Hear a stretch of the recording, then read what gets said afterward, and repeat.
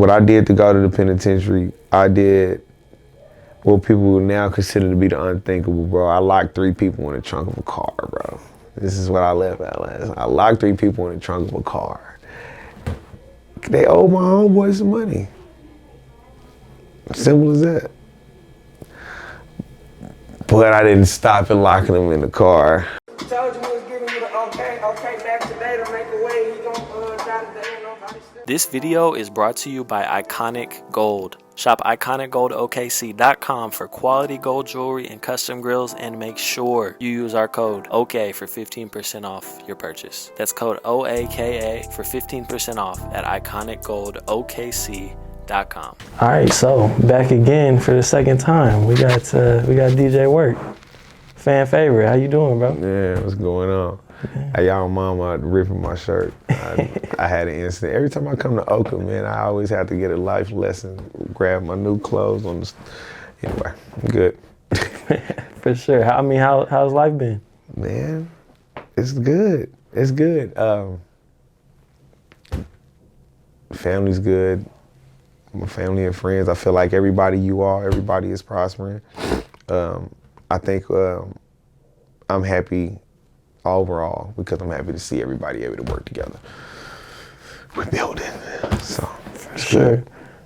So the first thing I want to just touch on, real quick. I know last time we, I don't know if it was on camera, if you told us like before or after, you told us you had a relationship with Rick Ross a little bit, right? Mm-hmm. So the real Rick Ross. The real Rick Ross. Right. So actually, I want you to, if they don't know, kind of explain that situation, just who he is first of all. Okay, so from... We don't need a biography. Yeah, I'm finna say, the first word I'm finna say from a synopsis standpoint. Freeway Rick Ross was a person that everybody do need to go and look in a deeper part of the story of, because the overcaps I'm gonna give is pretty good. He's the person who was introduced to crack cocaine. It was introduced to him. It was never marketed, high mass produced, and nothing like that. He created that. He is probably the only living, or one of the only living, no dirt on his jacket of breaking the rules of the game and nothing like that, person that's from our past that has cartel connections that's deeper than, you know what I mean? That's him. Now he's a philanthropist. He's a business owner. He turned a $600 million institute into one man, one sound, and he's a good dude, and that's who he is. And when you look into the story, here's what's gonna make you want to go check him out. He was selling all of that drugs for Ronald Reagan. The president. I've delved into it. I know a lot about it. So that's him. He's Franklin. If you watch Snowfall, he's yeah. And I even can touch on a lot of that and what's coming up with that type of stuff too. For sure. So how did you get involved with him? How did you meet him? Ironically, I think I was out here for a Chronic Palooza. Shout out to Chronic Palooza. I was out here for a Chronic Palooza event, and I seen him at the event, and we spoke. I grabbed one of his books, I let him know who I was, you know what I'm saying? He was like, okay, I think I remember you. And I let him know I was Compton Menace's DJ and all that. So we just linked up, and he told me anytime I had a great idea about anything or wanted, something we can do, if I know anything that would pertain to him, set him up. So I was, thanks to GQ, I got my ass off the fucking couch and went on tour with TSF. And during that time, opportunity to go to LA, where I'm from, where I live, I got a chance to go out there and ran into an opportunity to be in Coachella, because GQ was gonna be in Coachella, and then we talked from there. That's just a locking in. We talked. I called him, and I had some people I wanted him to check out. He was talking about starting something with music, and kind of just like snowball from there. Like, it was right after me DJing in Coachella last year. Oh yeah, was I supposed to drop that right now? I'm high. Was I supposed to say that? Yeah, let's get into that, and we'll delve back a little bit. So, okay. But that's how me and Rick started. So now I am vice president / A&R, which can determine which role he wants me to play. I can care less about the title. But for Freeway Records, LLC. So if you're looking that up on Instagram, it's Freeway Records, LLC. And yeah. Got you. So he started a label basically and, Yeah. and brought you on board to kind of curate talent and stuff like that? Or? Gotcha. And we got a lot of great things going on too, like for people to advance, even for content creators. We have a lady by the name of Miss Jessie Miller. She started she is now the active president of Freeway Records. She started an app that allows content creators and music producers, writers, whatever you may have in a studio or in an entertainment situation, even if you have a paintbrush, she created an app that allow you to get your splits, that allow you to create a split sheet. So say for instance, after all these interviews we done, I'm up $300-400 million in personal revenue of what I can walk through the door and talk my shit on. But you also just achieved PewDiePie numbers. You feel what I'm saying? Yeah. Well, okay, well, we started this with each other, why charge each other? We're not really tripping because we both know analytically what this is gonna make. And we both know the artist being the person on the end that's really gonna either get paid for the interview or pay into the interview or whatever it may be. It's better to say, bitch, you know when we put this interview out, it's gonna do 35 million the first month. Let's just split it.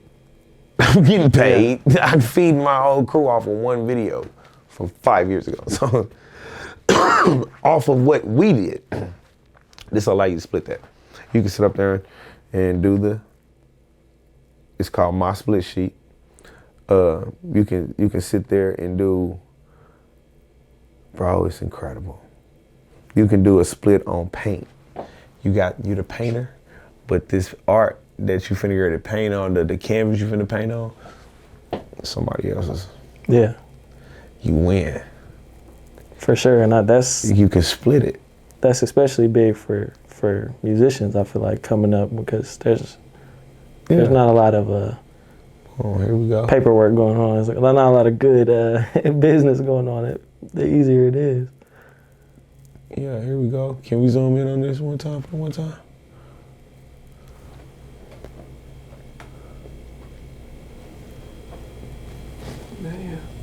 You feel me? For sure. What's it called? My Split Sheet? My Splitsheet App. Definitely. And right now, it's free to do it, so you gotta go on the browser and download and get this app. When you hit the app stores, it's gonna cost you $1 to load a song. That's it. It's gonna cost you $1. How many songs is being made every day, bro? Let me get you out my money. So, you feel me? Yeah. I know GQ will do 30 tonight. Yeah. You know what I'm saying? Like, he'll finish 30 songs in one goddamn day. The boy's hard. Don't get me started. Bro. I've seen it. I've been there. Right. For sure. So, go ahead. So, that was just, as far as Freeway Records is concerned, and my connection with Freeway, that's for sure. So, as far as the situation with GQ signing to them, what does that situation look like? GQ has signed with Freeway Records for a established management situation. So his manager is in control of the situation. Why wouldn't I pull him on to what I'm in control of? Because if I leave, he leaves. You know what I mean? Like, respectfully. Yeah. And we still keep connections because we're not about blowing up connections. You know what I mean?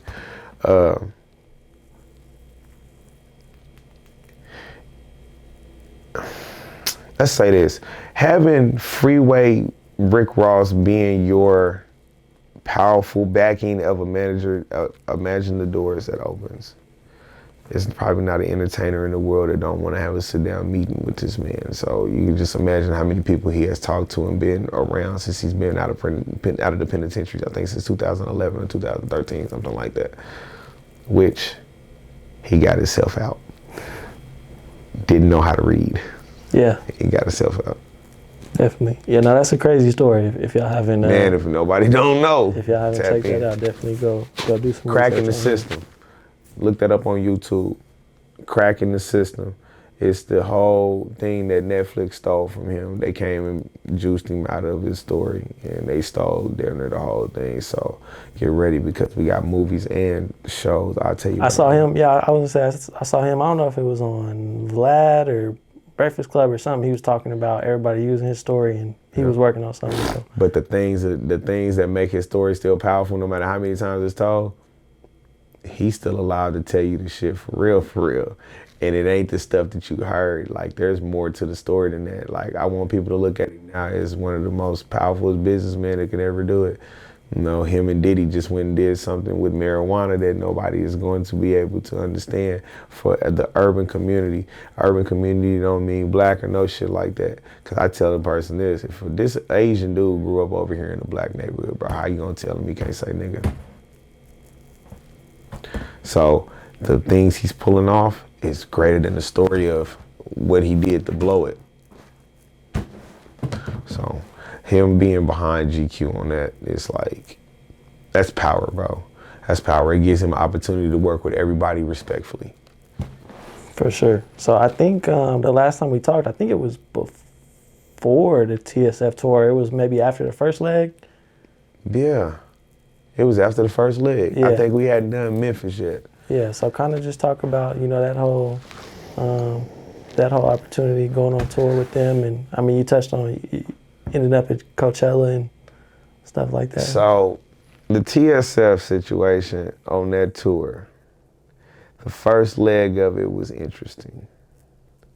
But you start learning stuff after a while. You kind of get to stuff that you learn in it. That tour was hard, bro. I've toured cold. It was hard. Let me tell you why. I love my brothers. First of all, shout out to the whole TSF camp and everything associated with it, which I know what I'm finna ready to say is some fucking truth. Bro, the unorganized situation, because everybody already been them already. You see what I'm saying?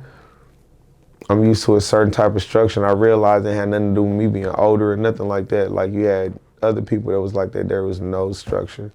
You feel me? But they unified hard. You know what I mean? They unified hard. That tour started to take a toll on me when people was wanting to miss shows because Walk was gonna be late. You know, and shit like that. That shit was terrible for that aspect of it. But the time that we got a chance to have doing that tour was cool. I ended up in Coachella. Shout out to Gaitan. He's an artist that Compton Menace wanted me to work with when I got into town. Now, I wasn't booked to be in Coachella like GQ and Peso was. Shout out Peso because he was when it took GQ on tour with him and Maxo Cream. I ended up getting there because my artist Gaitan now is my artist. He's 2-time platinum with the song Transgressions with Kodak Black. He's got 2 platinum records off of that so far. He needed a DJ. Now, mind you, shout out to Mexicali, you know what I'm saying, DJ Mex. That's my DJ out in LA. Y'all ever get LA, you ever out in LA, you need to tap in. You in this industry, I don't care what it is. His man is deep in it. Pay-per-view, all that. Like, tap in with DJ Mex, M-E-X. So, I go to the studio. Compton Menace say, hey, I want to introduce you to these people. They need a DJ for their situation. So I'm like, all right, cool. Fast forward, they pay me on the spot. I shot them my price. You know how motherfucker do. You know, when you really ain't knowing what to charge a motherfucker and nothing, so you just try to go, because you wouldn't work your way down. Like, if you're a real businessman, you'll shoot a price, you're just gonna work your way down. No complications. The first price that was shot out. Boom. You thinking, damn, I should have started a little bit high. Nah. I felt like I just cleared not having to do a motherfucking thing else while I'm in town. You know what I'm saying? I don't gotta try to strap in no gigs, no nothing. I'm straight. So cool. And they taking care of my whole, they went and rented a big RV, bro. Yeah. We own Osagi, Sonny, Froofy, and Gaitan. That was our group. And we went to the desert, bro. We got stuck. On the way there? So they have like this in the desert. If you ever been to LA, bro, LA will throw a party anywhere. They took a group of like EDM dubstepping type groups, subdivision of Coachella out to like the desert, and they have like these desert wars, like these raves where people just shroom all night. But that's not what was going on. I'm looking in the camera on this. That is not what was going on. These motherfuckers, I now know I do like this because I'm on some old shit. If you ever see the show Seinfeld and you ever go look up the way Elaine dance, it's to the song Whip It, because that's what they was doing. They was out there doing, all I was hearing, I'm like, what the fuck is that? But I knew what it was. When I was in Atlanta, I seen a cat doing it. I ain't gonna say what it is, but I seen it one of my celebrity partners doing it, and I was like, what the fuck is that? You know what I mean? And they was doing that heavy. Being in LA though, I've heard that. Yes. Especially, I don't know what demographic you were, but the Hispanics do that tough, right? Black folks doing it like a motherfucker. I was in the studio, like niggas got the can with the fucking CO2, the pop. I'm like, what the no, they took Huffing to a different level. Yeah. No. So, hold on, because I hope this one. Okay, no, why is my manager texting me talking about, never mind, he made a flyer for Thursday night. So Thursday nights, come out to the tree. Facts. Every Thursday. You know what I'm saying? It's free to get in for fellas and ladies up until, well, free to you dudes till 11:30. To the ladies until midnight, you know what I mean? And we're gonna rock like that. I ain't gonna switch up on nobody.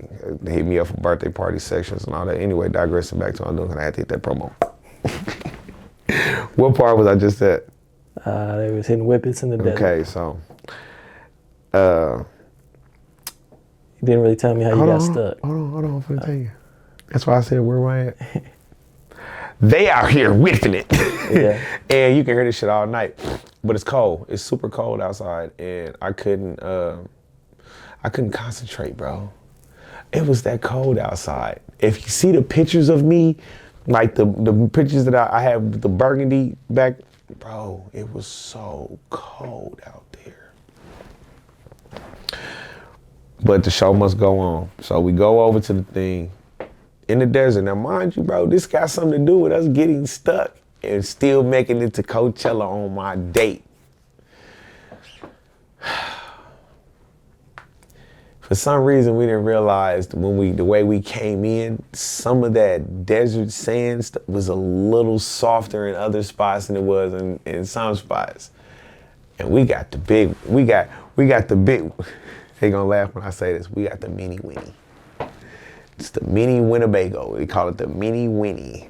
But this ain't nothing mini. Yeah. This thing is huge. You hit a button, the thing extend, was lit. Got stuck in the motherfucking thing. We do the show. I ain't even gotta tell you through all that. We did the show, it was lit. It was on point, even freezing and all. I still performed like a DJ supposed to. And I was still hearing, I'm like, what the fuck? There's 9 stages out here, and they made like in my mind, I'm thinking of desert snakes and scorpions and shit. I don't want to walk, and they got walkways or whatnot, but we get in the RV. I'm gonna show you the craziest video after this, and it's gonna make you laugh. It's not gonna allow you to do nothing else but laugh. So my boys say, cause I can admit this, we eating shroom candy bars. I got like 2. Two, like, if you know what a Hershey bar is, I got 2 of the little pieces, bam, bam. I done took mine. They done crushed them. My boy Jen, one of Too Short's artists, my boy Jen, he the one that did the footage and stuff, he say, bro, we gotta get up out of here. We gotta make it to Coachella. I'm like, we gotta make it to a Coachella, yeah. I was like, well, bro, let's wait until in the morning a little bit, because you just hit reverse and it didn't go nowhere. Yeah. And it's kicking up shit. Let's leave it alone. Let's just We got enough gas to last for 3 days in here. Let's just leave it alone and let's work with it in the morning because we are high as fuck. I tell him that. I'm still smoking weed though. I won't stop. I didn't know weed makes that shit worse. It makes it go, it makes you really high. So the liquor, you don't feel none of that. Bro, after this jackass, I go out here and he hit the gas, trying to get us up out of there. What? Boom, this motherfucker go down off into a pocket. Fuck. We still can make it up out of here if he just leave it alone. But he continues to hold on to the gas and all I hear is, fall.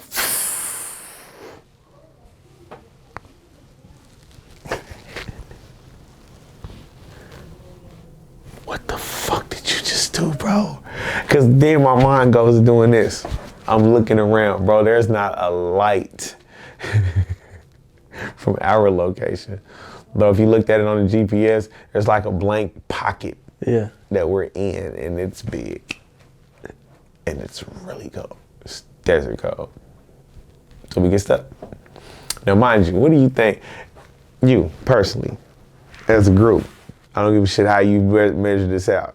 If you have a tow truck of some type and you're even within 15 minutes, miles, hours from this spot, how much you gonna charge?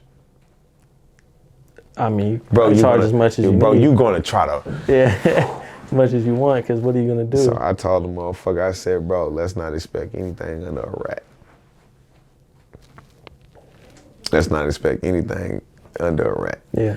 So we got stuck out there and we finally got up out that bitch. We had to have a person with a big ass army truck, like a real army diesel type shit. Like, I didn't even know if this was legal. Pull us up out of there. We had to call a person with fix the tire. We didn't blow the tire. It has, you know how them diesels got them long stems that can stretch out from the inside tire so you can air it up if something go wrong. It popped, it came loose. So we didn't have to get a new tire or nothing. We put a new stem on it when we was good to go. We walked out of there with $850. I told them niggas it was gonna be about $1,000. So on the road to Coachella, driving an RV, Palm Springs, here we come. Bro, that situation was lit because our first time I ever in life, I didn't want it to be like this, but I wanted to see rich people feel like shit for like 10 seconds, bro. Bro, that lasted for 3 days of like the richest of the richest people treated like shit for all that time. I don't give a fuck if you was paying $900 for your ticket to get into Coachella or if you paid the $9,000 to have the full VIP package every day. You got to do a wristband, everything, every day that is popping type ticket. You're still gonna wait in line behind that nigga that's spending $900 on his shit. Yeah. I don't give a fuck who you are. Your money is just as much as this part, and they cleared close to 3 million people over the course of that weekend. And I asked myself, who just got 900 laying around for real? You feel me? Like, that's a lot of 900. If we just talking about the cheapest ticket. Yeah. It's a lot of $900, bro. Definitely. So Coachella was lit, but I got a chance to see people treated like people out there. So big shout out to Coachella. I got on that stage, bro.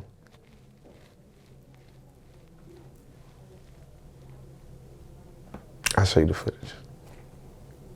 It was lit. Matter of fact, it's on my Instagram. Okay. Whoa. It's lit. It was lit. Compton Minutes did a very good job. It was lit. I don't think now, this might sound fucked up, bro, but a motherfucker coming to me talking about, hey bro, did you see such and such DJ in that Rolling Loud? Why are you talking to me?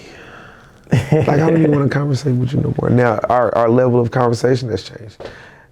Bro, I was at Coachella. Yeah. Rolling Loud wish. Facts. He could charge $900 for a ticket. Facts. You feel me? Shout out to Rolling Loud. For sure. So I rewatched our interview. You left something out for a part 2, so I want to see. We touched on you having to go sit down and stuff like that. You promised a little bit more in detail story. So which one? When I got stabbed or just the overall? You gave no detail. You just said it was a crazy situation that we'll talk about in part 2. It was crazy. What I did to go to prison. Now, mind y'all, people fuck up. You know, life happens. You know, you take a fall and you're supposed to prevail from it. I got analogies on everything. Anybody ever want to ask me anything, just talk to me. I went to prison twice. The first time, it's just my attitude was bad, bro. And I tried to prove a point to make myself in a better standing of somebody that could put me in a better position, I should say. I don't think I've ever had a bad friend. I think I said that in my last. What I did to go to the penitentiary, I did what people would now consider to be the unthinkable, bro. I locked 3 people in the trunk of a car, bro. This is what I left out last. I locked 3 people in the trunk of a car. They owed my homeboys some money. Simple as that.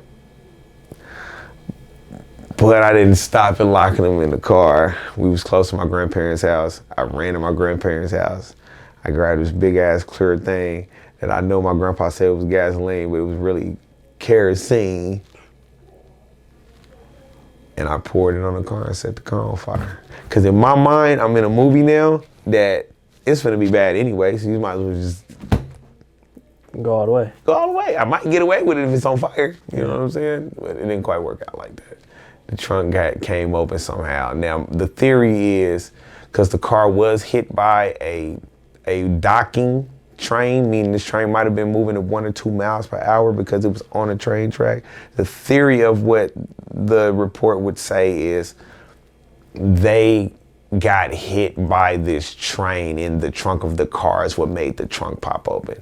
But if people can literally go back to the first day they wrote in law where every car, foreign or American, has to come with a get out button of the trunk of the car. This was this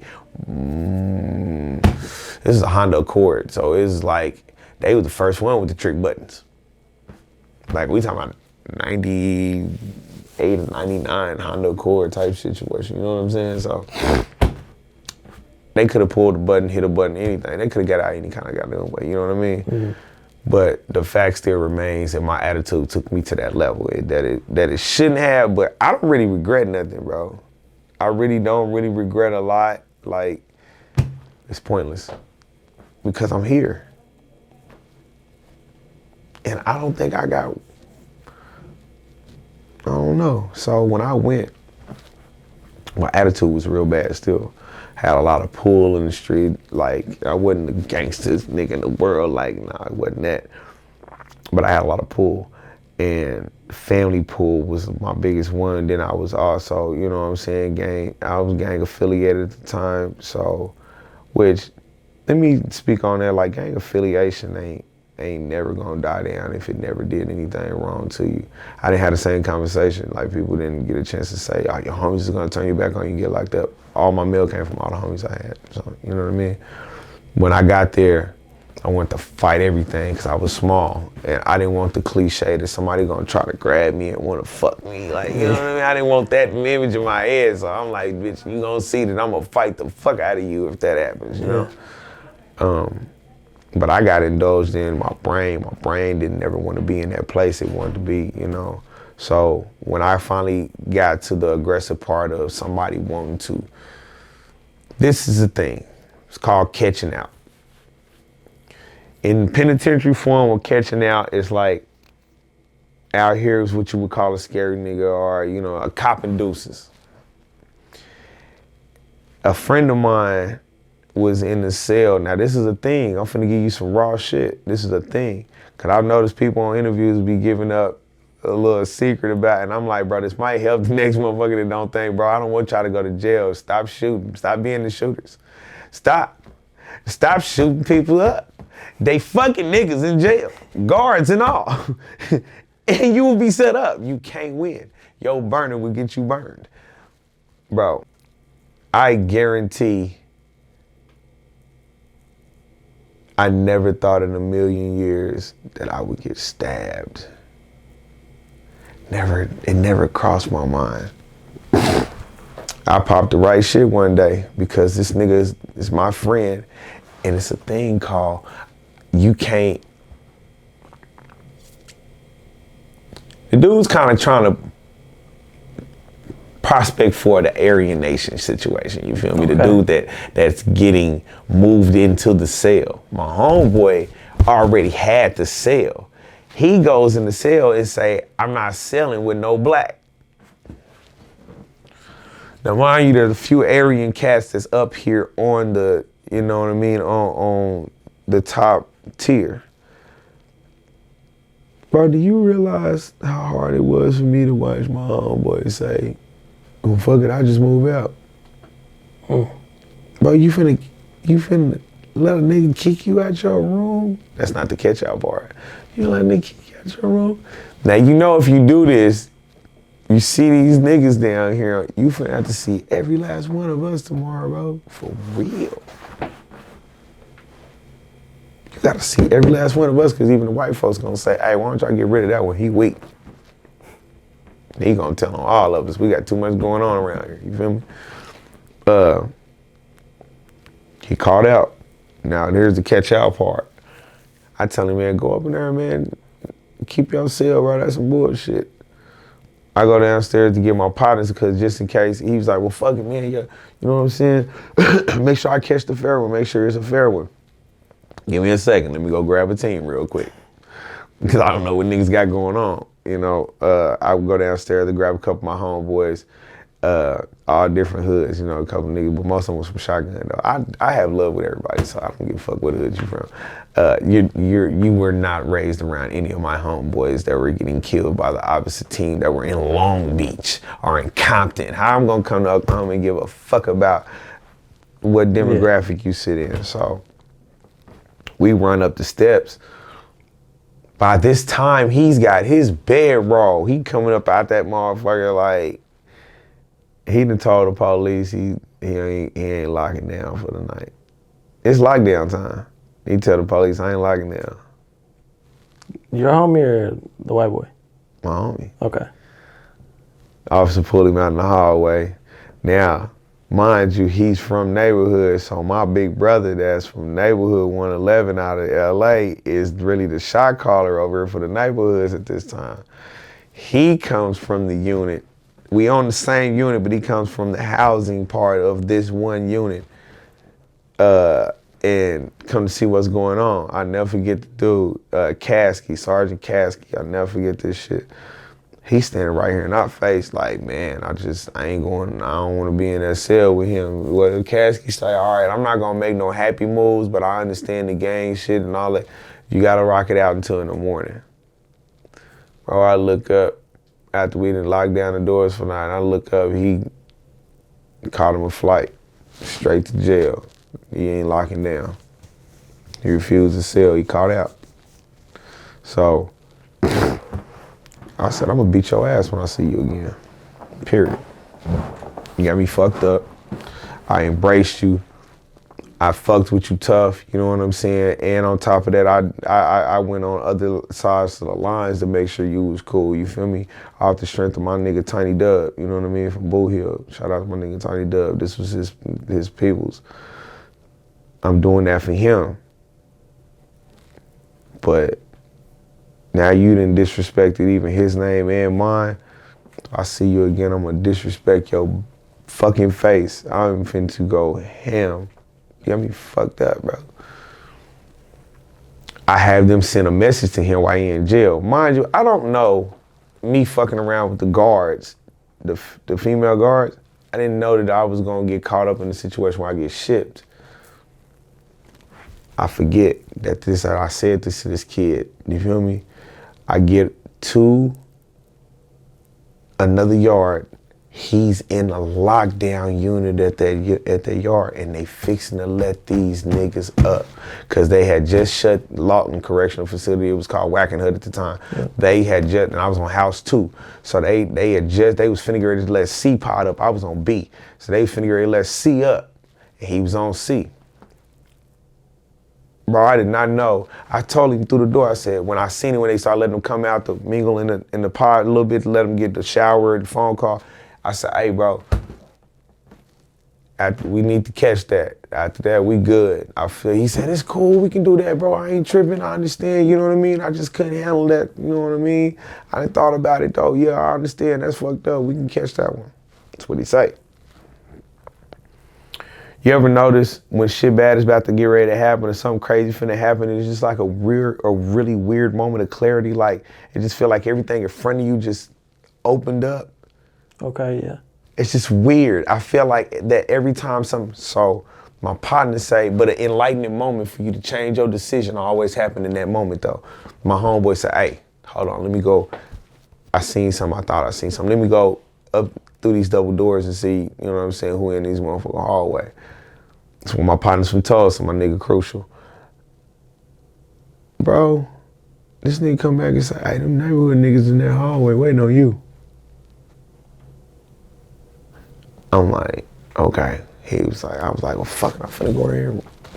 So I'm taking my shirt off and going to beat this nigga ass. Cause I'm still that. Yeah. Like, I'm gonna beat your ass. I really can fight. I'm finna go in and beat your ass. He said, nah, keep that shirt on. I'm like, why? So he can grab me on the shirt now. I wanna get in my shit. Keep the shirt on. I'm like, all right. So I keep the shirt on. Who would have thought later on that shirt would have saved my life? It's like a jean type dicky material that you wear when you locked up, you know? And when you finally hit the pen, they give you some real durable shit. Bro, this motherfucker, we started fighting. I didn't even see him. He came up from behind me. You feel me? I'm come through the door. I turn around, I don't even see this nigga. Bro, this nigga appeared out of nowhere. I'm walking into the barbershop. He comes swinging at me. I duck. I get in my mix. I'm on my shit, so I get in my mix. Not Holyfield, I'm just gonna be in the field. We finna get busy. You feel me? I'm gonna go platinum right now because you got me fucked up. But this is gonna be cool. I ain't even gonna try to max you out, no shit like that. I'm not gonna let you max me out, no shit like that. You know what I mean? I'm skillful enough to keep myself from getting blended bad, and I'm bad. I'm an honest enough person to not feel like I need to prove a point by keep smash on a person where they dead and lifeless. You know what I'm saying? So that's not that. If I fight a person, it's got to be a real reason, and if we're not gonna get paid for it, it's like it's pointless. So like, bro, this nigga ran up behind me, swung at me, I ducked him. And I go to leaning into him, but I'm not paying attention to him. Mind you, he got a sweater on. He thick up in here, you feel me? I'm like, why would a nigga? So obviously this keeping the shirt on shit is a situation in the penitentiary. In my mind, I'm thinking just in case the Jakes come or what you would say, jigger out. You know what I mean? If the police come, bro, you don't want to be trying to put nothing on, or if you got marks on you, they might see him. That's what I'm thinking. No, this nigga is stabbing me, and I do not know it. He took a piece out of my neck right here. You know what I'm saying? Like, matter of fact, I'm on the wrong side. Nigga bit me over here. Nigga took a piece out of my neck right here, right on top of the L on my LA. You feel me? Like, bro, he went in here, you know what I'm saying, in my shoulder, my back, everything. And the shirt is taking something up off of it, but he hit me about guaranteed it was 70. We found 17 holes in my shirt and shit. You know what I mean? So early 18, because he took the patch out of my neck. Yeah. You know what I mean? And it fucked me up, bro. It fucked me up, because I seen it. It's what we call a lifeline in the penitentiary, bro. When you got a knife, you wrap it up with the collar of a t-shirt and wrap it up real good so you can put it on your arm. So just in case you drop it, it ain't going nowhere. It's on your hand. When I seen the lifeline, when I'm drilling him, I see the lifeline. I'm like, damn, and he really ain't hitting me like a nigga punching somebody. It felt like he hitting me with something that he's not getting the job done, bro. Come to find out, he stabbed me with a shaved down fence. Like the fence outside, they done broke off a piece of the fence. It's about this fucking long, my nigga. They was sharpened down with this goes in, it's bad. Yeah. So that was the stickiest moment in prison for me. Everything else was average. You probably even heard about it on the news or through a partner, but as far as for me, that opened up my eyes to what you gotta pay attention to. You gotta pay attention to making it home tonight.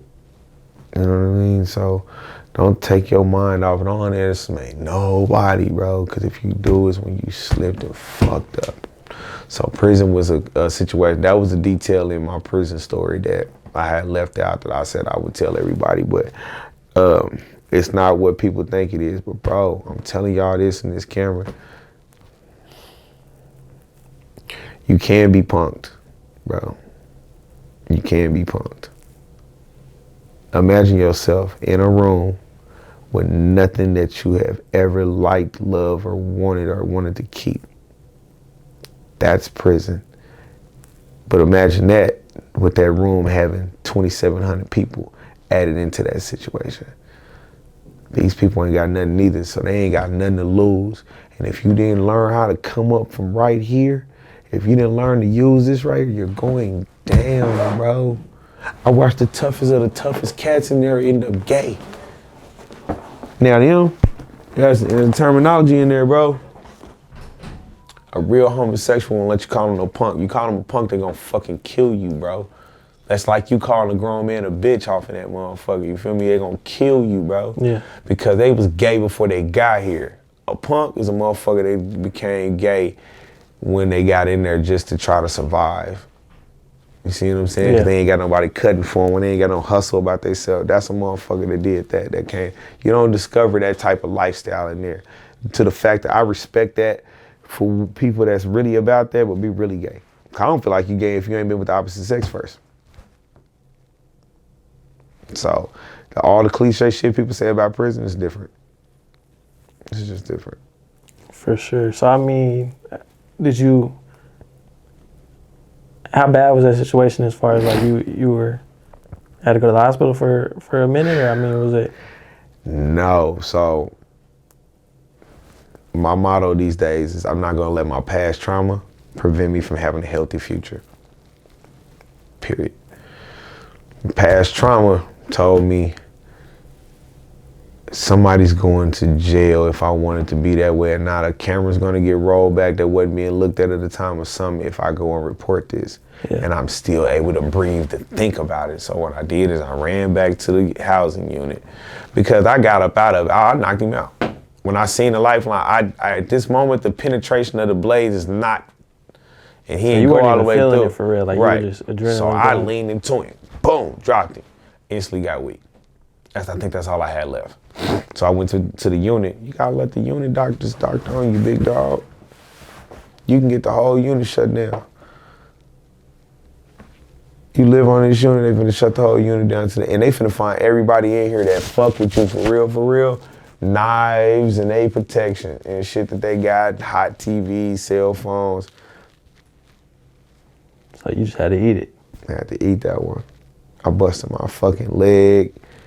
No, I didn't do that until the situation where I redeemed myself from that damn day. Because I couldn't stop seeing red. My head was bleeding. He had hit me in my head a whole bunch of times. My head was bleeding like a motherfucker. Man, this one dude, he put a bunch of honey and muscle rub. He made like this little concoction. It was like honey, muscle rub, baby oil, and some other shit, and mixed it into some hair grease and put it in my head and whatnot. It healed that shit up fast. Like you had to use a penitentiary doctor. Like you got a penitentiary lawyer, penitentiary doctor, like, and so all this shit is just, it's janky as a motherfucker, but you gotta keep the machine going. So sometimes reporting ain't the thing, and that's my past trauma, prevent me from having a healthy future. What if I'd have died in there, bro? What if I'd have caught an infection, anything? I don't know. Off the pride of, You know? But that's another, obviously in that situation, I understand kind of the thought process of not, you know what I'm saying? But it's kind of a hot topic right now just in the world as far as, you know, the snitch word and what, you know what I mean? So I just... Oh, man. And I know you touched on that last time as far as just like, you know, what do you feel like a snitch is, first of all? Let me ask you a question while answering your question. Okay. You just started this business right here. Okay. And your boy come through and he said you're a camera. Now, mind you, he know you just started a legitimate business. You probably don't even know where to sell anything illegal at right now. You know what I mean? You probably couldn't get him locked in with somebody if that's what he can't ask you for. But he say, bro, you been needing a camera. I got a camera, bro. I got a camera, a whole camera I've been trying to sell for the longest. Okay, cool. It's in the box, in the box, everything. And you buy this camera, and a video shoot happens. Somebody claims that something's about to happen, or somebody beat somebody on some footage, and the footage came from this person's camera. Now, the authorities is gonna come do some stupid shit to a hip hop situation. Camera being on it at all, they're gonna check everything. And this camera that you just bought come back to be hot. Not only hot, stolen from a governor's office or some shit like that. You going to jail for somebody? No, I'm serious, like, no, think of it before you even answer it. Are you physically telling me that you fixing to go do another nigga's time that wanted you to go to jail and lose everything? For something that I had nothing to do with?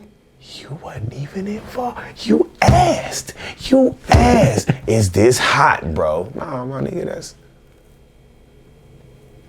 For something I had nothing to do with? No, I mean, no, I'm not. You know what a snitch is? Motherfucker that's out here, bro, I don't give a fuck if you pop the pistol or not. You on social media with me. Yeah. And you know what type of energy this brings. Stop trying to, bro, don't get me started. Bro, you know where snitches come from? Snitches come from weak ass motherfucking organizations. That's where this shit come from. Let me tell you how they weak. Not because of the people in it. It's because that one motherfucker that's in charge of letting people get up in this motherfucker is the sorriest, laziest son of a bitch in the world. Vet these people out. You got some people that just want to be a part, bro, that ain't never went through the conditioning. Let me tell you what this sounds like. Why is fraternities going down now? Fraternities are going down right now for hazing, all that old type of shit. You gonna get them off snitching. That's where we at. You gonna get a motherfucker that's gonna go to one of these parties, go upstairs, and see Marcus and Mitchell fucking. But he hollering with a ball, you don't even know what this is all about. But when you came in, it said hazing. So you decide not to do your research on this situation. The word hazing can go as far as you want it to go, bro. The smallest part of hazing or the longest part of hazing. At the end of the day, can your body handle whatever's coming? Even if it's jump off of this motherfucking thing and we'll drop you the parachute. And you gotta grab it or you do not get in. Well, hopefully I get in heaven's gates because bitch is up with, you know what I mean? That person's gonna come up in that room and see that situation happen to that person and want to report it. Here's the funny part about reporting it. The person that's doing something to the other man is the person whose family is lineage is this fucking skull and crossbones situation. They've been doing this shit forever. But this motherfucker's the top Supreme Court judge or whatever and everything. He's gotta now scream rape. If he don't, and it looks at he's a part of this type of shit, he loses everything he got because somebody busted in this room that we let in Who's in H&R? Who in HR right now, bro? Because who's hiring them? Yeah. Who's letting people into the fraternity? Who's letting people into our situation? Who's vetting the people out? That's where you get your snitches from, bro. That's where you get that shit from. People can't handle shit that they not used to. If you was raised on the other side of the track, stop playing like you do this over here. That's like me coming from the hood and going into high society acting like I know what calamari the fuck is, bro. Oh, so what are you thinking about eating today? I don't know. Let's go to the place and let's eat the little caviar and some salad and calamari and this, that, and other. And then you get there and you see this fucking squid and fish eggs and like, what the fuck did I order? Bitch, you don't know nothing about that. It's like a motherfucker from that side of the track over here acting like they know which good bar. It's just barbecue. Bitch, you went to the place that, and you now look at it. You don't even really want that. Yeah. Stop letting people in without vetting them out. So you feel like that's the problem? That's the problem, bro. That's the problem. People are a part of shit that they don't know how to handle. You are a rat, snitch, a terrible motherfucker if you was a part of it. You knew you wasn't ready. You just needed it for the clout. You feel me? You needed it for the clout. You knew you wasn't ready for this.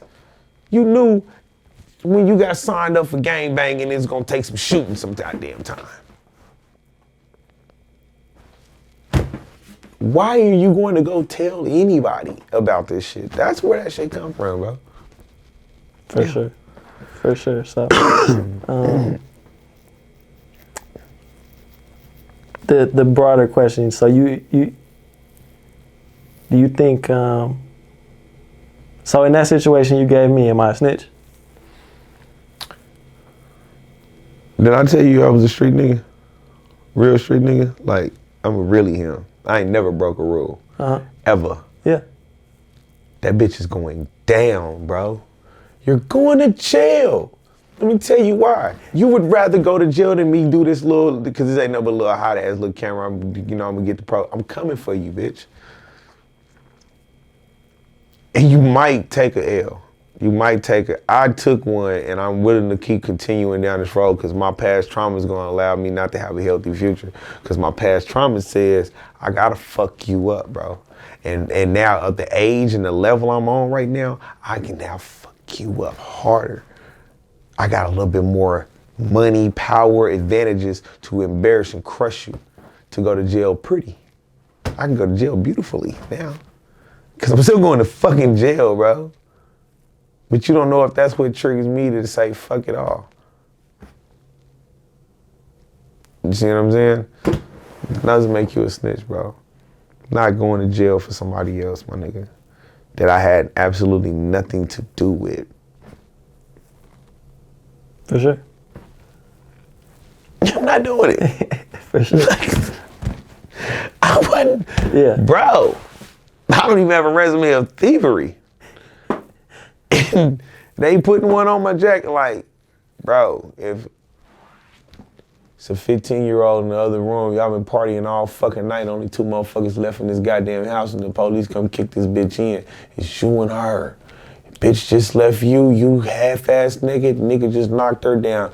You taking the 20? Yeah, no, hell no. But guess what you do have the obligation to do? Let them investigate and figure that shit out for themselves. Yeah. You ain't even gotta say, bro, I wouldn't want fucking that bitch, because guess what? You was a part of that shit, bro. Sound fucked up, but you could have went through and checked everybody's age. You could have checked your own. You feel me? That makes you somewhat of a terrible person if you say anything. And snitching to me is if you go in the investigating room and they ask you your name and you tell them your name, you snitching. That's a snitch by itself. Why the fuck you in here, bro? If they need to know your name, why are you in here? Why are you in here? So don't offer up information that ain't got nothing to do with you, and then if you got something to do with a situation, bro, shut up. Drink your soup. You was a part of it. You signed up for it. Stop doing shit and not investigating it. Stop doing something, don't investigate it. That makes you a snitch. For sure. You gotta remember, Master Splinter still was a sewer rat. For sure. So the other thing I kind of wanted to get into, in the first interview, you talked about not wanting to be a rapper because of kind of what they go through, and I feel like that's kind of turned into a hot topic too. People are talking about rap being, Dangerous. That boy RICO's outside all over the country. You know, that's kind of where that snitching thing came from, the Atlanta situation. Let's speak on YSL. Thugger, for one, free Thugger. Thugger really kind of like is taking a bad rap with. Let me explain to you all, because everybody keep trying to break this shit down, and I'm gonna say it the right way. A state RICO versus a federal RICO. It's not just a big difference because it's state versus federal, and you can't get away from the feds. No, a state RICO allows you the same opportunity to tap dance with them. The feds come for you in a RICO and they say OakA is a motherfucking gang. It's a motherfucking gang. If Oklahoma come to you with a RICO saying y'all the motherfucking gang, you've been doing this shit before you met this motherfucker. Like, this is the YSL situation. Every last one of these motherfuckers is pretty much, if we're gonna do gang profiting, they're profiting their gangs that they're really from by being a part of YSL. YSL can never have more power over them than where they're from. They telling because they never signed up for gangster shit. They wasn't here for no gangster shit, bro. We was doing gangster shit on our own. We was doing, when I got at that nigga, we just don't fuck with this nigga. And just so happened we fuck with YSL. I've been over here with Thugger for all this damn time. We just don't fuck with this nigga. You know what I mean? And Thugger ain't the only group of niggas that want to spank this nigga. The whole music being used, how you know I wrote it? Let's talk about it. I mean, it happens. How you all know the I time. wrote it? How do you know I wrote those lyrics? It happens all the time. The writers don't get credit. Swear to God, I'm like, nigga, bro, all that, your past trauma will prevent you from having a healthy future. Your gangster side of you will be like, nigga, ain't nobody write my music, no. Bitch, you need a way out. Yeah. So are you writing your music or not? You feel me? That's terrible for YSL, bro.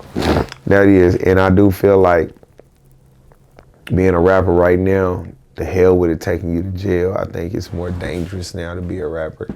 I did want to be, man, it's way dangerous. Yeah. Because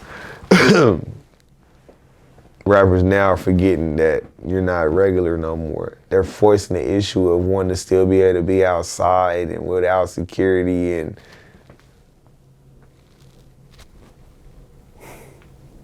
you don't want to know who hates you equally as much as the people love you. You don't want to find that out the hard way. You do not want to find it out the hard way. So being an artist of the rapping or singing type right now, being able to hit a stage with a microphone, your job right now is to stay alive. Because all rappers is finna come back and take all this shit again, because the new ones is damn near gone. There's new ones being born every day and they dying as fast as they coming out. I just was watching all the rappers that passed away in 2022. Yeah, There was a lot of cats I didn't even know about that's gone. That was hard. It's hard being a rapper, for sure. Definitely. I mean, you got a lot of people, a lot of big name people passing away, right? So, yeah. you know, Takeoff passed away in Houston. I kind of have Yeah.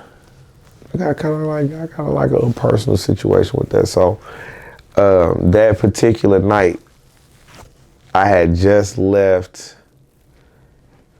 tapping in with Jazz about wanting to do some work with Mike, with their Uncle Mike. Me and Mike Prince, that's my dog. I fuck with, man. Shout out to the whole Prince family. But Mike Prince is my tap in and junior. So I was just trying to wiggle my artist GQ, trying to wiggle him through the rankings, in which I got the lock in I needed. And I was at an all white party with Life of Corey. I don't know if y'all know who the content creator Life of Corey is. I co-manage his music business, his career situation. Matter of fact, look him up on YouTube. It's Corey SSG. And bro, I wasn't there, and thank God, because ain't no telling what position I would have been standing, because some innocent people got here, you know what I mean? Everybody in it was really innocent, but at the end of the day, the Prince family said it the best way that they could. Like, one of Quavo's and them people was arguing with somebody else that was there about a basketball game. His excuse on his paperwork was he had been seeing them cats with pistols all night long, so he was taking the opportunity of, before they draw down, over this argument, before they draw down, I'm gonna draw down. But I'm gonna smack these niggas. You got 2 pistols on one. But you trying to get the drop on them before they can even, and you shoot Takeoff.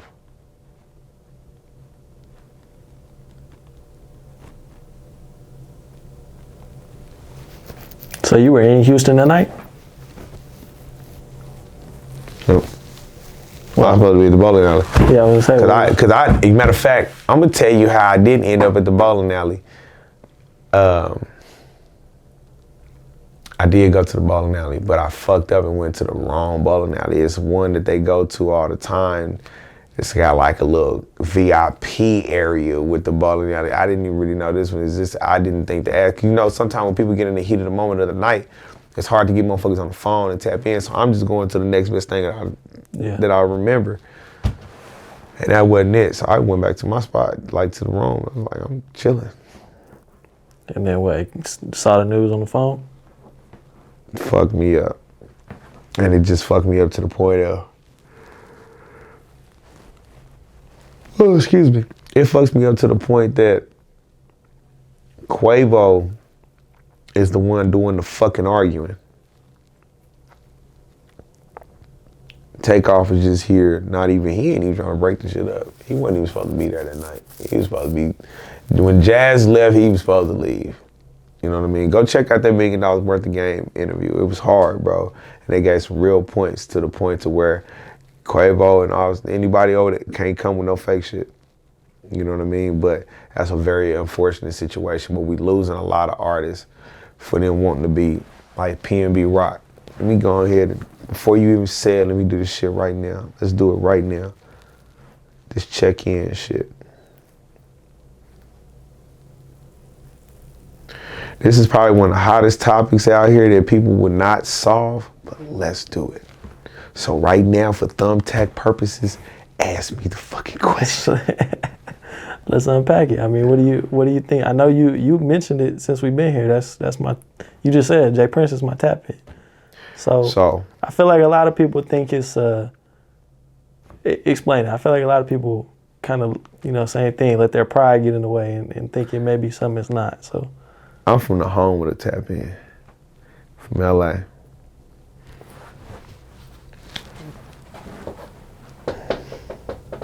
The reason you need to tap in Houston is different than why you need to tap in LA. Tap in, check in, hit a motherfucker up, whatever. Cause I heard somebody say, so I'm gonna call some criminals and check in with them to be somewhere where, let me tell you something about LA. I don't give a fuck who you are, bro. Everybody in this is LA.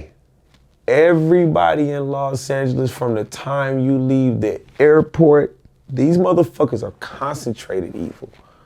These niggas know where to be at all times. Cause they paying enough, they making that type of money where they can pay a motherfucker just to sit around all day to see who comes in from the airport. Everybody ain't got the $30,000 to fly private all the time, you feel me? Yeah. So When you get out here, the first thing a motherfucker be like, I ain't gotta check in. You right, because you're Taylor Swift. Justin Bieber. And motherfuckers that ain't popping no gangster mentality shit, bro, in a home of where this shit was created at. You do not get it, you're not invited, bro. Nobody's inviting you into this fraternity and you forced yourself in to say you a blood or you a crep. Well, if you really that shit stand on some niggas that's lost their lives and made lives. We got judges in LA that's crips, that's bloods.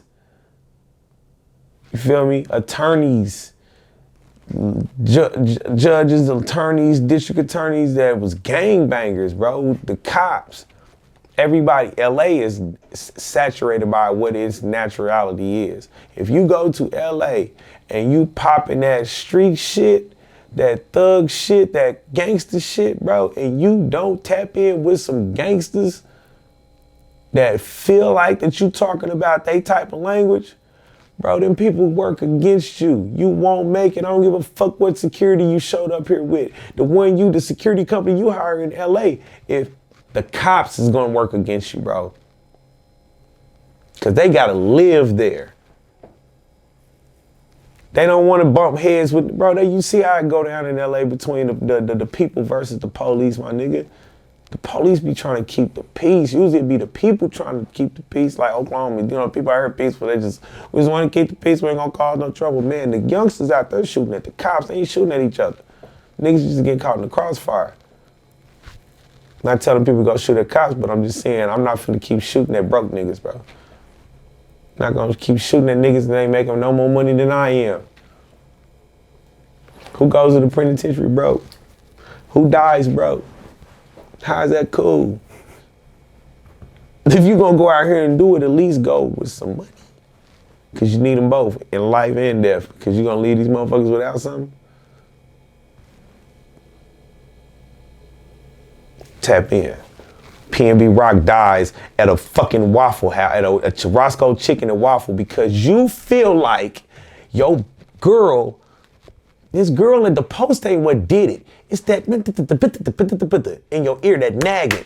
Why we live out here, that too free, that open, that woke shit that they motherfuckers want to say, that open. You don't get it. I'm a celebrity. My life has changed. Yeah. I can't just go anywhere.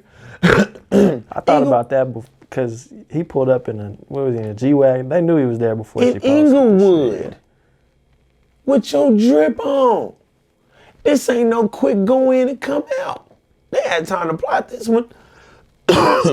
Why didn't you go to the Roscoe's in Hollywood? That's stupid, bro. You don't got you one of them open niggas to the point that I ain't gotta tap in with nobody out here. I ain't know no gangster shit on. You right, but you still rich. That mean if you ain't tapped in with somebody out here, you open season. I don't give a fuck how morally you wanna make that shit sound like something, bro. Morally, bro, you're still gonna get spanked out here. I know right here in your heart it's like, it shouldn't be like that, but it is. But it is. Them people has thrived in that type of way. So you people want to say LA's extortion play, whatever, bro. Everybody's adopting the lifestyle from out there. Bro, tap in.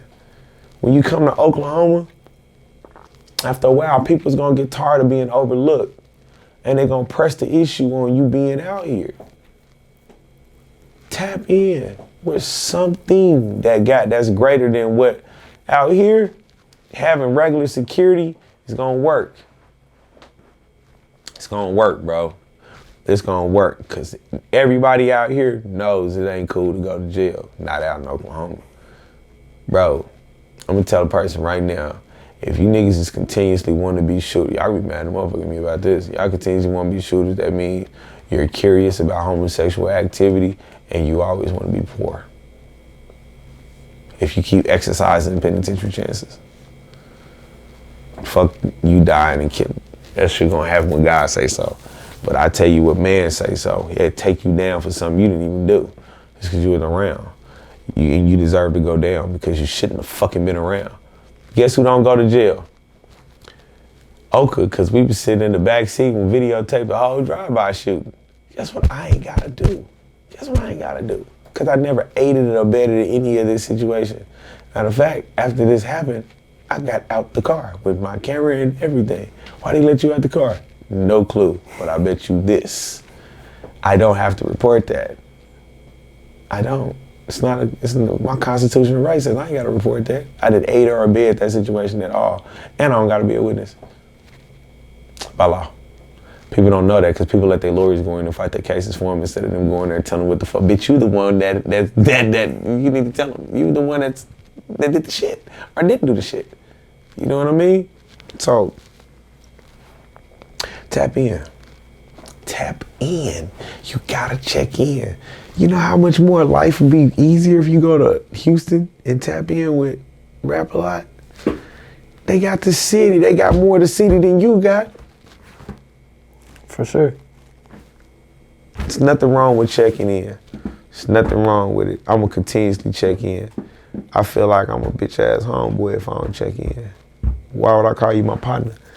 And I'm a street nigga. So I'm definitely want to tap in with other street niggas when I get somewhere, bro. Respectfully. Makes sense to me. I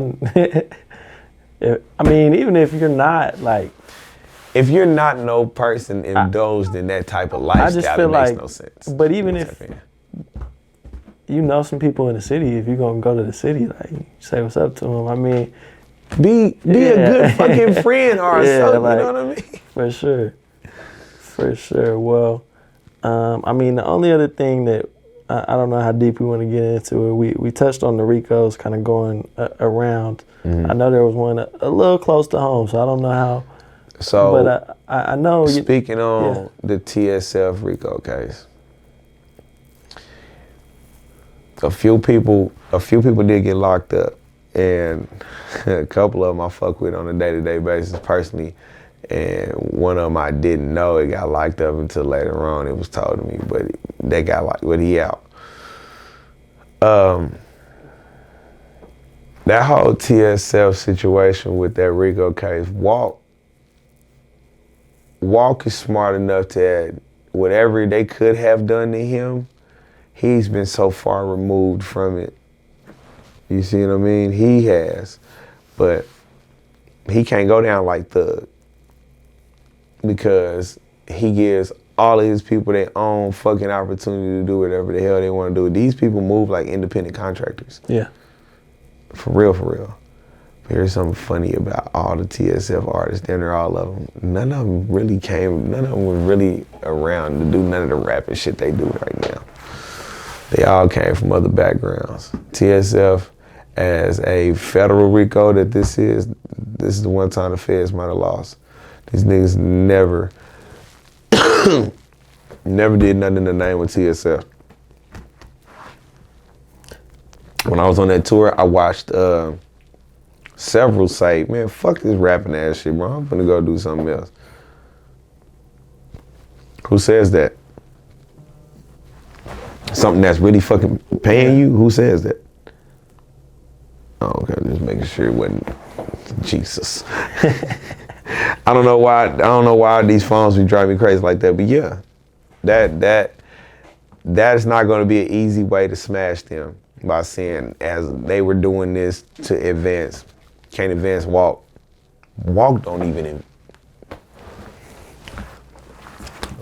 Wurkk ain't spending no money. Cause he gonna keep making it. I watched him give him $15,000 in merchandise just for him to come in the store to throw around $8,000 or $9,000 worth of merchandise. Wurkk can't go down for something that people were providing for themselves. Like they already, with whatever they were doing that to benefit themselves. I bet you go back and look at the financial statements, not 5 cents from this person supposedly trafficking drugs, and then this person right here is supposedly doing. There's no paper trail that ties back to TSF. None. That's what it seemed like, at least to me. I mean, I'm not a, lawyer, you know, anything like that. But it seemed like they just tried to tie it to them, like the name, just to get it in the news almost, because they knew some people. You know what I mean? Mm-hmm. Like that's what it. It's just connections, Yeah. and they got them deeper into whatever they can do. I mean, I can't speak up on what they are charged with because I'm not quite sure, because I know the guys personally, so I don't want to throw the charges out there and then they not be right. You know what I mean? Yeah. But, bro, I was nervous. I called my lawyer and everything. I was just on tour with you niggas. Yeah. You know what I'm saying? I'm not gonna say what was and was not being done on that tour. You know what I mean? Well, you know, I wanted to make sure my ass was covered. You feel what I'm saying? So They charged Gunna with a chain, so I mean, he didn't never be too safe. right. For sure. I mean, let's kind of get into, you know, what you got going, you know, right now into the future. I know you plugged your Thursday night event that you got going on, Therapy Thursday. So, matter of fact, this is the part of the interview I love. Listen, matter of fact, tonight I'm actually got to go to the tree tonight. So here in the next probably half hour, I got to get ready to go. And that's where we at with it. I just got down the street from here, I just got a 12,000 square foot building. It's big. It's big. 12,000 square feet, 12,000 a month. Shit crazy. But right now, I'm still in the business of rock. Call Galen. Call Galen. You need to look him up on Instagram. What, man, I'm finna get you the motherfucker. Don't call me. I'm not doing no more bookings. I'm putting it out right here, right now. Listen, I'm finna get you I'm finna get y'all to know. We finna put this we broadcast. Make sure you got the good camera on you too. Area code 424-544-7602 for any bookings of DJ Wurkk's talents of any type of time. DJing, producing, managing. I am the vice president of a major record label now that is independently was put together but ended up getting tied into a major situation. I am still signed to MHD/Cash Money West. I am still Hemi Hamilton. I don't talk to nobody no more. The only people that can talk to me is the people that's in my circle right now. I'm finna start making sure people understand it, bro. I don't want to hear your music. Let's get that too. I don't care. I don't care to hear your music until you have spent thousands to get it up here to my ears. Because do you know how many relatives and personal friends that do music that couldn't make the cut? My brother did the same thing, bro. When I'm plugging into y'all, bro, I'm really on a level because when you do get to me, when you can afford in your mind and not in your pockets to tap in with me, you'll start coming to my events, you'll start all that type of stuff because y'all get it. That I'm a cheat sheet to whatever you're trying to do, just to help you figure this shit out, like, and out. You know what I mean? So we got Therapy Thursdays on at the Tree Lounge. We got Bare Assets. They not getting enough plug right now. It's the #1 gentlemen's after hour spot, gentlemen's club. You know what I mean? From midnight to 6 in the morning. Shout out to Doc, you know, and the whole team over there. If I can remember mostly all the main girls' names, I'll get him a plug right now too. But for sure, LT and T-Baby, which is the employees of the spot, Flex, you know what I mean? My guy Skinny, you know, that my people, they over there. Bro, this is the only place that offer cabanas and a dance floor while you watching some ass. So you can pay your 20 to come in and get busy, whichever one. But it's lit. We're not offering an alcohol vibe off in there. It's 420 friendly. We want to stick to straight smoking weed. We want when we get here and smoke. And we got the food truck out there, Miss Shirley's food truck. So it's lit. That's my Friday, Saturday, and Sunday night. But go and check it out on other nights. My nephew DJ Sky is over there. You know what I'm saying? It's another DJ over there, K Twist over there. You know what I mean? Shout out DJ Breezy. Shout out DJ LB. You know what I'm saying? DJ Drip. DJ GP, you know, we all working with each other, DJ Wayne, this thing, you know what I mean? But the people that already got that, I don't even want to get on top of them. I'm giving the people the plugs that need it. Like DJ GP and DJ Stunner is doing it right now. I don't know, bro. I'm not even finna, even because I'm in a disrespectful tone or something, I'm not even finna mention these people's name, bro. But I don't know who these, bro. No matter how good of a DJ, bro, we have a fraternity, bro. You gotta qualify. Any DJ that walked off into a room and said, how much you paying him? I'll do it for $50 less. There's a nigga that can't talk to me, bro. Damn, bro, you ain't matured yet.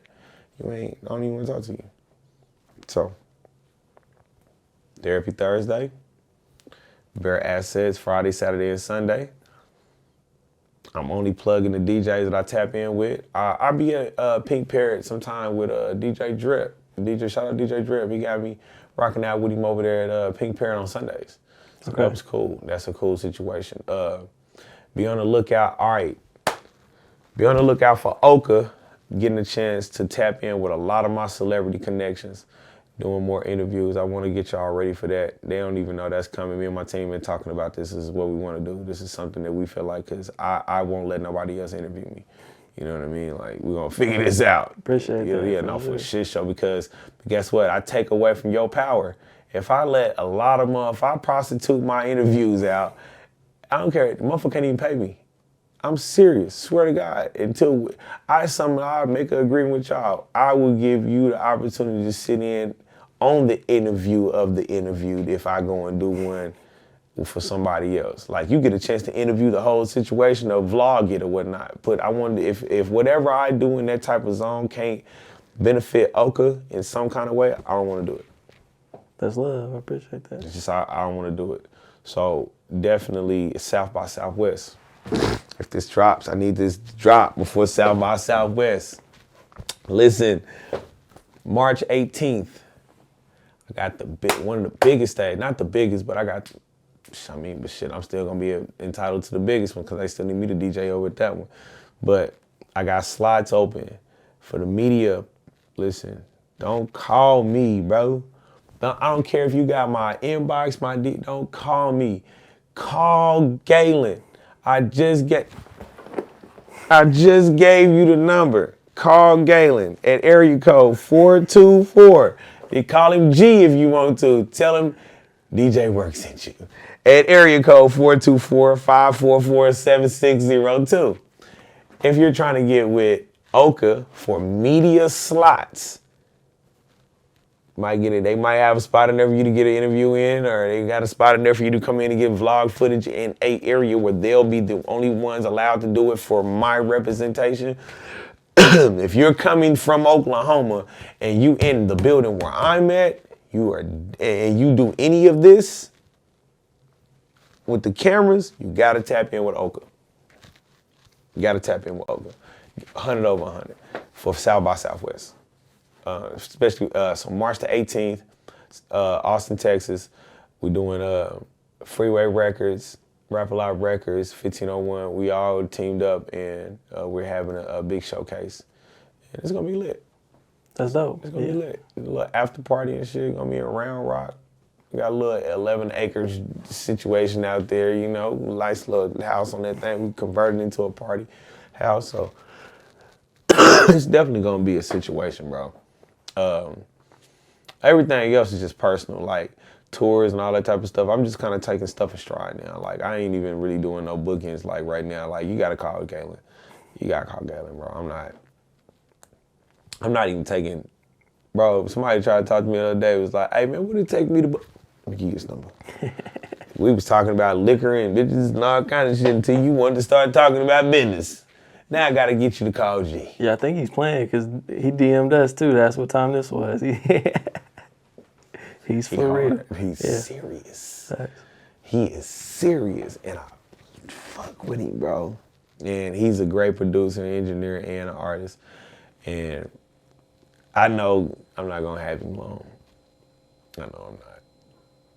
He's gonna make sure I have him a long time, but he don't understand, bro. When they hear what he can do as an artist, it's up.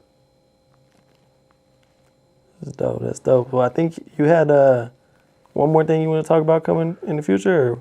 Rollahoma. Okay, so explain what that is. Roller Home is gonna be something with probably me, DJ Wayne, gonna put this together, but we already getting the shit going. We're gonna do a Rolling Loud Oklahoma. What we're gonna do is, we're gonna do it Oklahoma style though. 100 over 100. Daytime, we doing a rodeo. Performances by Garth Brooks, Kelly Clarkson, and who else we said we was? It was Kelly Clarkson, Garth Brooks, and I think Toby Keith. I think that's the other person we picked. Yeah, this might be a stereotype. It just probably make you laugh, but if you need like some underground country artists, I got you. No, you don't. Wait, bro. No, fuck that. You don't even know the plan. You don't even know the plan. So this is why I'm put this out here, so make sure everybody hear this. For every day of whatever genre, there's a motherfucking artist that should be in that genre that wants to open up. Now, it's gonna cost. You feel me? It's gonna cost. That's something we'll work out. It's gonna cost them to get on stage like it normally would, but at least now we opening this up for the first part of that is gonna be country and the other one's gonna be rock. The first day. And we decide on which day is gonna be the first day because we started on like a Thursday and ended out on a Sunday. Thursday gonna be the comedy day. But we're gonna rent out a whole hotel, the entire hotel, not just a few floors. No, we've taken over the whole entire hotel. And we're going to do one day comedy, next day country and rock. Next day after that, we're gonna do, I bet it ain't gonna be one baby in the building. Not Little Baby, not Dub Baby, not Babyface Ray, not Baby Smooth, not no baby ain't gonna be in the building. Baby Tron. Not even Baby Tron. He might get close to being the only baby to make it this. We're doing Ken Carson, Destroy Lonely, fucking Yeet.